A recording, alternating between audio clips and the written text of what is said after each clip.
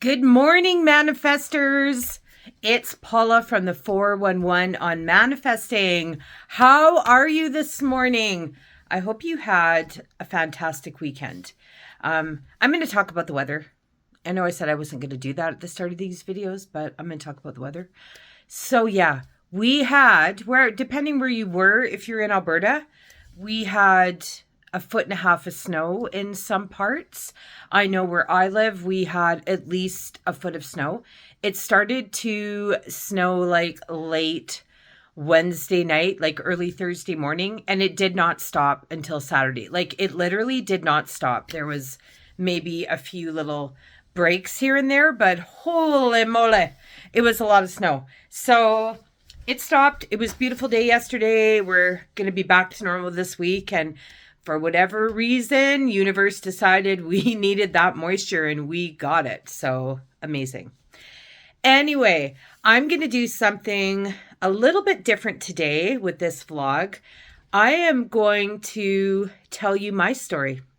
I am going to tell you little bit about myself and kind of how I got to where I am today. Because I did not come out of a box like this, people. It took a lot of work to become a positive person who has hope, who has belief in her future, in, an amazing life, things like that. So I was not always like this.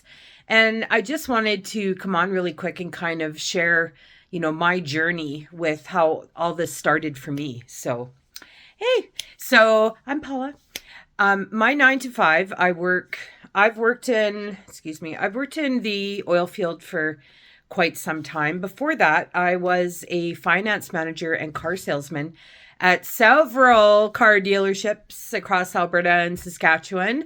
So that was pretty much my career for like a good part of my life. I want to say like 15 years probably. And now I am an accountant in the oil field, and I've been doing that for probably about 10 years now. So, and I like that. I have a fantastic job. I have amazing bosses, like amazing bosses. I love to go to work. I have a beautiful office. I have my own space there. The work is great. Honestly, I manifested this job and I absolutely love it. It's a retirement job, to be honest. So there's that. But even though I worked and I had these good careers, I still was not a very positive person. Going back, I want to say probably like 10 years ago, I was not a person that viewed the glass half full. I was a person that always prepared for the worst so that I would not be disappointed. When there was something going on, if there was something I was planning, even if I was planning it with my kids, and I pass this on to my kids, by the way, too. So, kids, sorry, and you're welcome. But we're all growing and we're all kind of getting over that now. We don't live our lives that way anymore. But, if something was going on or being planned, I typically would expect the other shoe to drop and be like, oh, I knew it was going to happen. I knew that was going to happen. It's a good thing I wasn't looking forward to going to the concert or wherever it is, we had plans for, because something, a lot of times something would happen and it would fall through. And that's how my life was. Every time I planned to do something or something was supposed to happen, it would always fall through. But I was telling myself it was going to fall through. I was telling everybody else around me it was going to fall through. So obviously it did. Because that's what happens, right? That's the energy that I'm putting out there. And I had good things happen in my life, but I certainly did not have a lot of good things happen in my life. So in learning this work that we do now, I have many, many good things that happened in my life. And I think back to my thinking back then. I'll give you for instance. So I was in sales. I was a finance manager and I basically worked on commission. So I used to try, it's really hard to kind of pre-plan your finances for the month when you work on commission because you don't know what you're going to sell and what you're not going to sell. I mean, you always want to sell lots, But, things could happen and you just don't. I've had that happen many, many times. But there was something that I really wanted to do and I wanted the money for it. And if I would have had a good month that month, I would have had the money for it. So I kept hoping I'm going to have this good month. So I'm going to, go do this thing. And it was like a trip for me and my kids, right? So I didn't tell the kids at the time. I didn't say anything to them, but I had to have this really good month at work before I could, take the kids on this trip. So I basically manifested not having a good month because I let it be so dependent on my finances that month. And then every time I would, get the opportunity to make a sale, I was in the back of my head going, I'm so glad I didn't tell the kids that I was planning this big trip because this guy's not going to buy a car. I'm not going to make any money. Like that is how I was thinking all the time. So I think in some way I was preparing myself a little bit, like to not be disappointed. That, number one, that really pisses me off that I used to do that I would always think the worst so that I was never disappointed. Therefore, I did not let myself or my kids down. I mean, I don't have any regrets. I lived that way for a reason and thought that way, obviously, for a reason. I don't anymore. I really don't anymore. And when I look back now at how I used to think all the time, it makes me a little bit sad because I have so much hope right now for, my future and opportunities and things that are going to come that there just isn't any room for that kind of thinking anymore. And, I just really got tired of that life, that disappointment feeling all the time. I really got tired of living like that because it didn't become just something that happened once in a while. It actually became a lifestyle. So I was waking up like that. I was going through my day like that. And then I was going to bed like that, disappointed, without hope. And it affected everybody around me. It affected my job, obviously, especially being a salesman. And being a salesman, you have to be, well, let's face it, you do have to be a bit phony. But, I still really enjoyed my job and I really enjoyed interacting with the people that I came into contact with. But if you're not into it and you don't really believe that what you're doing is helping anyone or, helping yourself, you're not going to be successful at it. So that's kind of what happened is I sort of fell down that rabbit hole and my sales started really to plummet. I wasn't enjoying my job anymore. I didn't want to be there. And it wasn't just my job. It was my whole life. I just was not happy with my thoughts and how I was living. I was completely unhappy with it. And I knew that I had to make a change. And it was during that time that I actually met someone who's now a super good friend of mine. And she sort of told me about gratitude. And that was the beginning of it for me. She told me about gratitude, what to do, how to do a gratitude journal and what to write down. And I started doing that. Like I started doing that the day that she talked to me about it. And that would have been 5 years ago, 6 years ago. So isn't it funny? It just takes that one person that, you meet to hear their story and they just tell you something that really resonates with you and it completely changes your life. So I'll give you a quick routine of my life now that I do. I am up very, very early every day. I probably don't need to be. It's just something I do. It's very busy at my work right now. So I like to start almost an hour early before anybody gets there and the phone starts ringing and doing all that stuff. So I do get up and I've started juicing. I love juicing. I bought a juicer last year and I didn't use it very much. So I'm doing wellness shots first thing every morning, which is ginger, cucumber, green apple, and lemon. And then pressing it. It is a lot of work to juice. So I did an experiment. I thought that I would juice myself because I have a juicer. I'm like, well, just do it myself. Because there are some two lovely ladies in town who have a little juicing company. And I was considering buying some juice from them. Like, it's not cheap. And I get why it's not cheap, because it takes like a bucket of vegetables to make a glass of juice, and then they press it.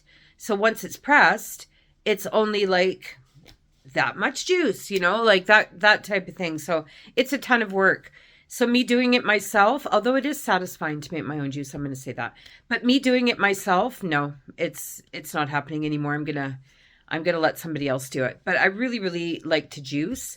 If I get up early enough too, I will exercise. I have like an exercise bike in my living room. So I stare at it every day, and I do try to get on it. Even for 10 minutes, I try to get on it. And then I go to work. And when I get home from work, a lot of you know I am the owner of Witchy Wears. I am a retro hippie crochet garment clothing business. I make all kinds of stuff. It is market season is coming. So I have been crocheting like crazy. It's literally all I do. I pretty much have 2 full-time jobs right now. But how lucky am I to go to work every day to a job I love? Like, I really do love my job. And then I get to come home and do a second job, which I also love. And that makes me a lot of money right now. It's wonderful. Honestly, I just feel very, very blessed every day to do this. I have a wonderful, wonderful circle of women in my life, and, a few men. Sorry, I got a watery eye this morning.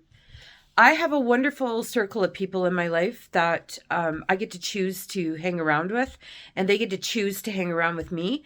We are just a wonderful connection, a little tribe. I want to call it my tribe of amazing people that I've met in the last couple years, and we all have so much fun together.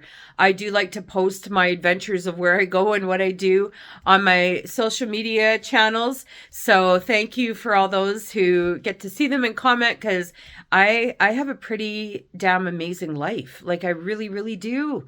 I don't have anything to complain about. Anything that I have to complain about in my life is something that I need to change. So what does that say? That means that I don't have anybody coming at me. I don't have any stress. I'm sure I do have stress. I just don't let it become a big thing in my life. Everything is manageable. Everything you can handle.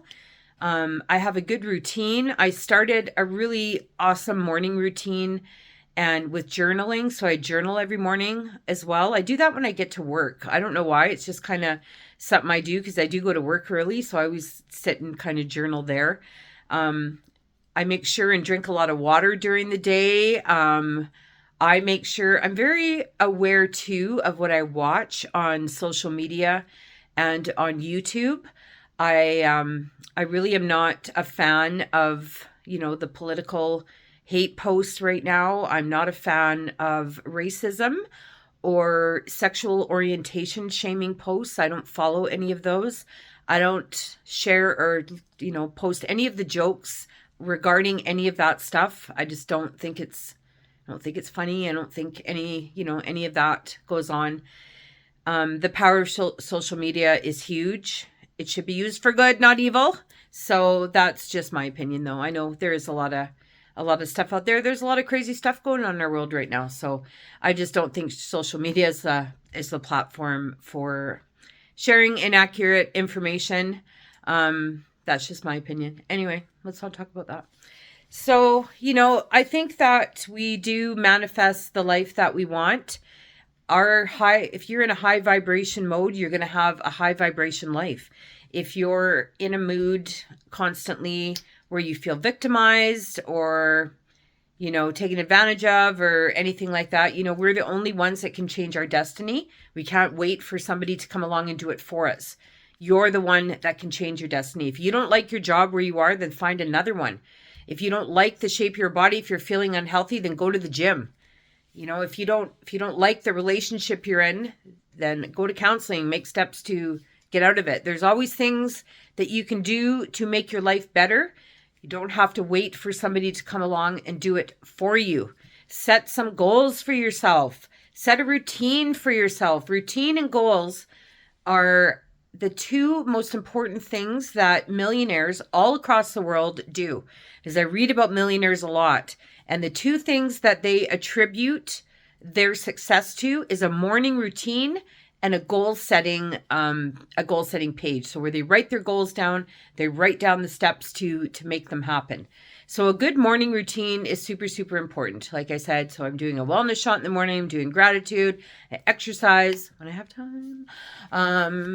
So very, very important. I think that if anything, a good morning routine would really help you get started on your day. I would love to hear if you have a morning routine and what it is, because I'm always interested to hear how people start their mornings, because I really think that is something that sort of shapes you. You know, getting up and, you know, doing something healthy for yourself first thing in the morning, showing up to work on time and with a smile on your face, and, you know, just all those kinds of things that just really start your day right. So I would love to hear how you start your day in the comments. Thank you for listening to me ramble on. I just really did want to talk a bit about my journey and how I got here. And I thought, I haven't really done that yet. So that's sort of something we did this morning.